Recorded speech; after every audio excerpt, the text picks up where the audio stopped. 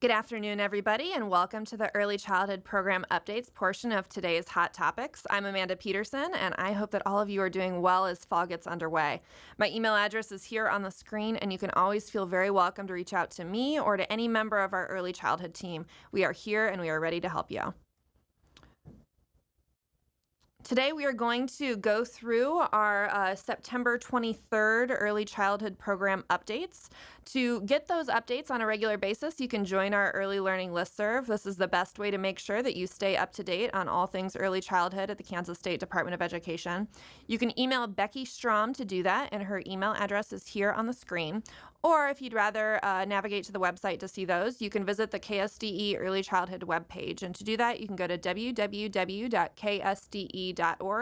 For the alphabet directory at the top, you can click on E for Early Childhood, and there at the top of the page, you'll see our monthly Early Childhood Program updates. So today I'll go over just a few of the updates that we sent out on September 23rd.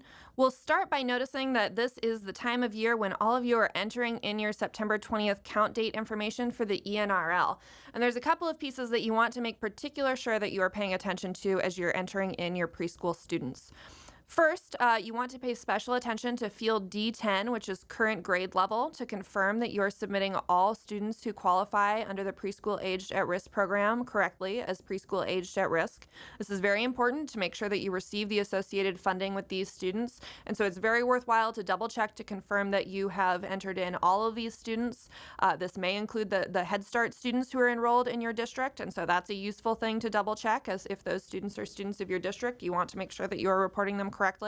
And you also can download the kids' file specifications as a helpful go-to as you're making sure that you are entering in this Field D10 correctly.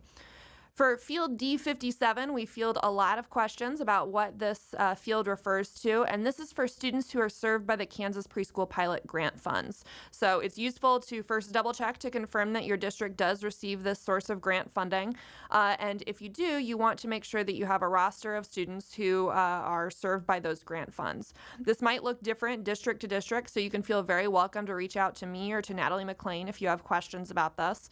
You want to make sure that at least 50% of the students who are reported as being served by Kansas Preschool Pilot Grant Funds meet the at-risk requirements laid out in the Request for Proposals and Grant Requirements document, which is slightly different and may include more students than just those who are reported as preschool aged at risk in Field D10. If you have any questions about these, I've listed 3 very helpful resources that can support you in this, and you can also feel very welcome to reach out to us. We are happy to support you, and we would encourage you to make sure that our early childhood and preschool program administrators are working closely with the school staff who are responsible for submitting ENRL data to make sure that everything is reported correctly and that you all have the appropriate documentation that you need at the local level ready to go come audit time. The second preschool update that we have in here is an announcement that you can mark your calendar as the request for proposals for the 2022-2023 Kansas Preschool Pilot Grant will soon be released. We are anticipating that RFP will be released on November 1st and that it will be due on December 20th. So these are useful dates to put into your calendar. We would also really encourage you to get a jump start by recognizing that if you are a Kansas Preschool Pilot applicant and you're a school district, you will first demonstrate that you're reinvesting other available sources of funding, like state enrollment aid and accompanying weightings, special education funds, and any federal Head Start grants. We'll ask you to confirm that you are first reinvesting those sources of funding into your preschool programs before you're requesting Kansas Preschool Pilot grant funding to supplement any gaps.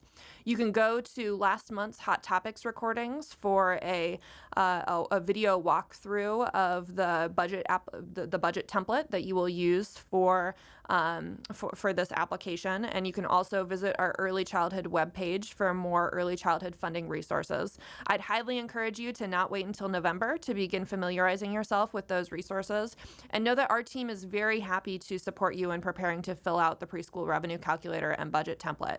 I am very happy to get on a Zoom with you to walk through exactly how you need to enter the information into that template, or to help you think about how you can pull together your different budget documents to be able to get all of your preschool budgeting information in one place. So please don't hesitate to reach out, as we can be helpful. Our program updates also include information about our about early childhood special education. And particularly at this time of year, I know that we've been working with many of you on Indicator 6, which refers to the extent to which students with disabilities receive their early childhood special education services in the least restrictive environment. So as you're working on that, obviously we have a lot of great resources from the KSDE Towson Summer Leadership Conference, and Julie Rand has worked with many of you one-on-one to dig into your data. But at this time of year, you can begin by pulling your projected December 1 report located within SpedPro on the KSDE Authenticated Applications site to see how you're doing on Indicator 6. And I would really encourage you, if you need help pulling this report or interpreting this report, to reach out to Julie Rand, because this is something that is really important as we are moving forward and as we continue to expand preschool in the state. There are some key dates coming up for our Kindergarten Readiness Snapshot, the Ages and Stages Questionnaires, or ASQ. All accredited schools were required to administer the ASQ-3 and the ASQ-SE2 to incoming kindergarten students by September 20th, and all of that data, including any pending family access screenings, should be submitted in the ASQ online system by October 11th. So you can help us out by confirming and double-checking that your district has submitted this data correctly. It's really important that you do, and that especially you take that additional step to accept any of those pending family access screenings if you are administering the survey with families online. If you don't actually accept those family access screenings, you can't see the data on our end, and we also can't see it at the state level. Two questions that we get quite a bit. One, you don't need to do anything additional to submit this in a different KSDE authenticated application. Once it is submitted and finalized in the ASQ online system, then you are good to go. And second, if you have any, perhaps any surveys that were completed after September 20th, either online or on paper, you should still go ahead and enter that data in. First of all, and most importantly, you need to enter the data into ASQ online so that your teachers can actually see it and so that you're able to include it as you run reports. And then we are able to see the data that's entered in year round. So you do want to go ahead and still include that, even if those surveys were complete after September 20th. You also may have heard exciting news from your local Part C partners about the statewide expansion of the ASQ. This is going to allow community-based programs and other organizations to have access to the ASQ online system so that it's not just schools who will be surveying families and checking in on children's developmental health, but we'll really have the opportunity to do that from birth to kindergarten entry so that we can really be supporting families early and often as we are working to confirm that their children are developmentally on track. And so you can see some additional information here, and we'd encourage you to connect with your local Part C program if you haven't already to learn more about what this will look like in your community. As a reminder, for all of our accredited schools, so for all of our public schools and all of our accredited private schools, you're able to use the same ASQ online account that you used for the Kindergarten Readiness Snapshot to serve any of the children in your building who you serve at any point during the school year, birth through kindergarten entry. So that is definitely a tool that's available to you. Finally, if you scroll to the end of our newsletter, we include quite a bit of information about upcoming updates, professional learning, and other news you can use. There's a lot of good information in here. We have plenty of partners who have some really exciting opportunities planned for the upcoming year. But one piece that I especially want to highlight is that our Education Service Center partners have come together to build on an opportunity that was originally planned by Southwest Plains Regional Service Center. This is going to be a professional learning community that is open for all educators and administrators who support young children ages birth through kindergarten entry. So feel really welcome to spread the news about this free opportunity. We are really excited that our Service Center partners have come together to make this available for 3 dates during the upcoming school year, and we look forward to seeing all of you at these opportunities.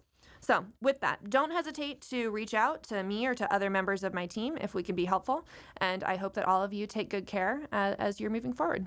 Thanks.